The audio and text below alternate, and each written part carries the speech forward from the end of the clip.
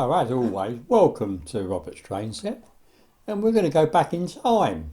And this was right at the end of the last video that I put up, and I had something to say about this.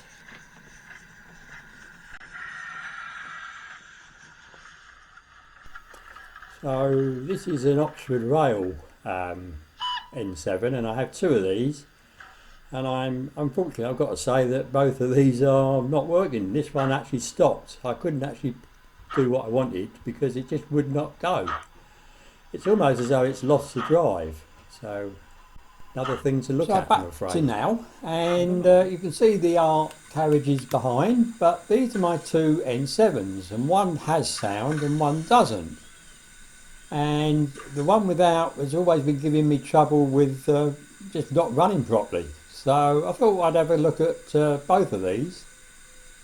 So the one that wasn't running, it was that cog I'm showing with the screwdriver wasn't actually fixed to the axle. So I pushed it back onto the spine and then super glued it. So that should do the job.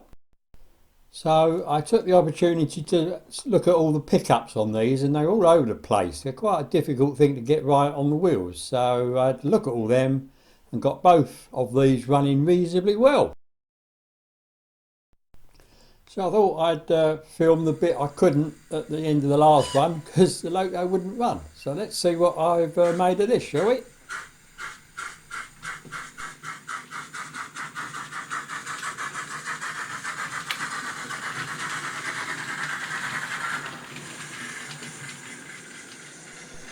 So I'd fit a couple of KDs to these, and it was a case of getting it over the magnet and getting it to uncouple. How did that go?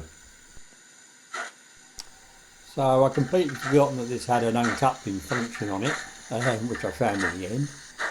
And then it was just a case of getting now over that surface mounted KD uncoupler that you may have seen in between the rails. And then doing the old uncoupler and seeing if it worked. And this was after a lot of fiddling around, but I did get it, so I'm quite happy, I must admit. So that's one way of uncoupling, which I will be doing a video on all the ways I can do this. So with this set being too long to run around, we need another loco, don't we, to take her out. And there we go, another N7. Now this is the one without sound. It does seem rather strange, I must admit, but there we are. It used to have sound, but it went pop. And yes, it's a case of connecting onto the front of the carriages, isn't it? Which I must say have worked really well on this. I'm quite pleased. And as you'll see after this little bit, I'll do a bit more on the cabbages just to show you what they're like. Yeah.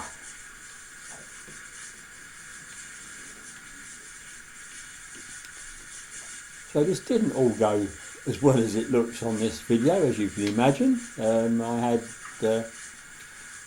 I had the connecting rods on the loco that's just joining on with the carriages now lose another nut, and I had to jump around for it and then sort it all out. So, great. But anyway, let's go off. The 902 has departed for wherever it will go to. I hope they all have a nice journey squashed into their carriages.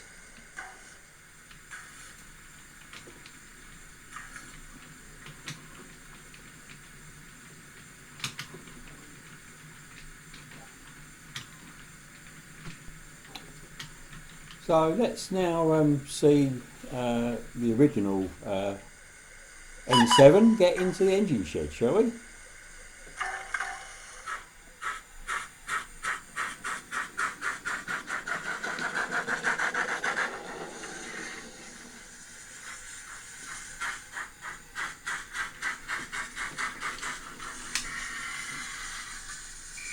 So I think one of the hardest things I'm going to find with using this layout is actually getting it over the uncouplers.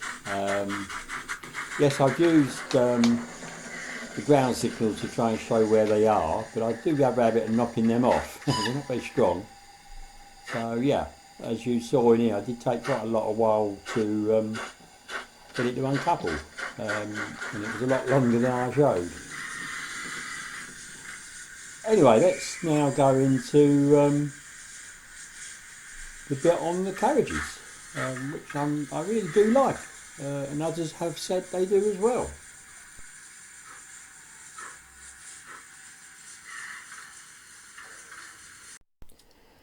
So I would say this is quite an expensive set to buy, although with the cost of individual carriages it's perhaps not as bad as it could have been. So this is what I actually bought, and you can see them on the Norfolk Railway apparently, and I've seen a video on it. It was pretty good. So we'll just rush through what I've already shown you. A nice box and well packaged in their foam, and there were some extras with it. And yes, it's a nice set. It really is short, really is. We get these wands to turn the lights on and off if you want, and obviously the destination boards, which I have used. I put a couple in, I'll show you later on. And let's have a look at running, or with them running with the N7, which since I did my little work on it, has worked really well. Really enjoyed it.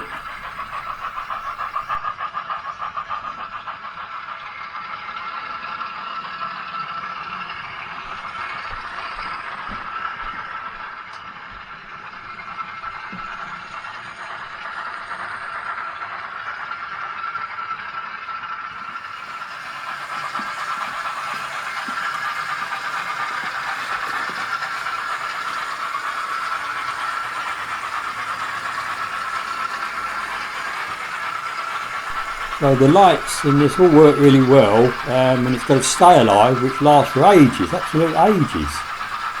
So yeah, happy with the set. And here you see it again running in the daylight.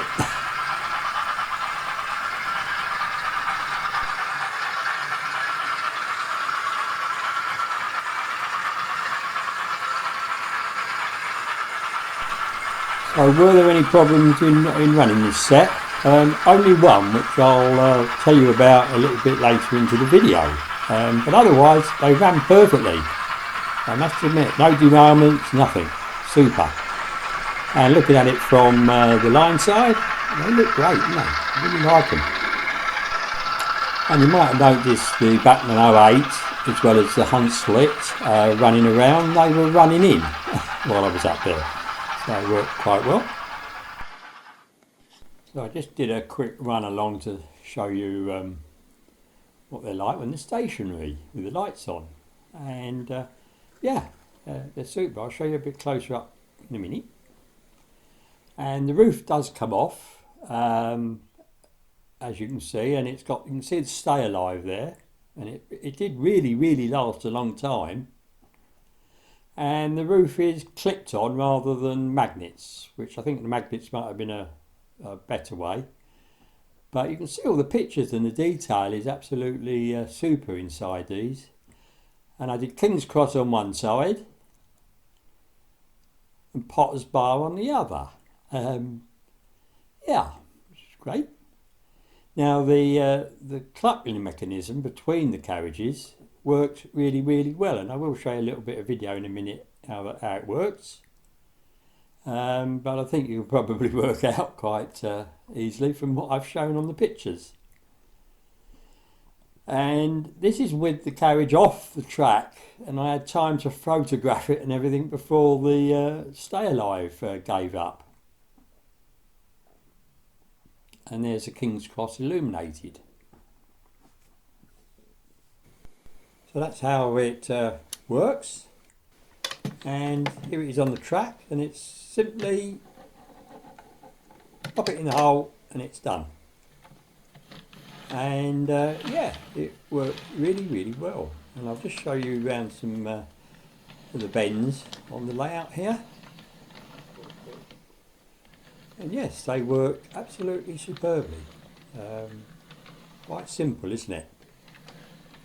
So next, the only downside I found on these coaches was that if we follow along to the NEM pocket, they were too deep, and the normal couplings you would use wouldn't work. And if you look at this, the longer one is theirs, that was supplied, and that fits, but none of the others do. It's rather silly, I think, but there we are. So we'll go. There was a rather nice booklet that came with this, quite thick, and I've just done a couple of pages. Hopefully they won't mind, and please, if you can read it, freeze it and have a read. Yes, I mean, there was a lot about them, but I rather like, these are all the pictures that are in the carriages, and I've tried to freeze the that's the layout of the LNER at the time, but I couldn't get it in focus very well, so sorry about that. What I do like about this set is it fits into my curved platform quite easily, actually, which is unusual, as you can see. So I really enjoyed it. So I hope you've enjoyed this little bit on the carriages. But yeah, really, really good. I'm glad I got them. And now a little piece on the Rapido's Hunslick 16-inch 06 OST with the dodgy pickups. And I wanted to see how she'd do up here. So this is her running in, which she did quite well really. She went round without stopping. So let's have a look at her going into the points here, into the engine shed area. And there's an awful lot of standard Hornby points here. So how did she do? I was expecting her to stop, I must admit. And no, she didn't disappoint. That's exactly what she did. But I do sort of wonder whether it was partly the points as well. I did clean them and it was a bit better. So is it worth getting a stay alive for this little engine? I'll have to try her downstairs again, which I'm not going to do in this video, but I'll try again and see if she's improved. But actually, you know, when you look at how many points she went over without stopping, I think it's more a pickup problem than, you know, just not having enough connectivity.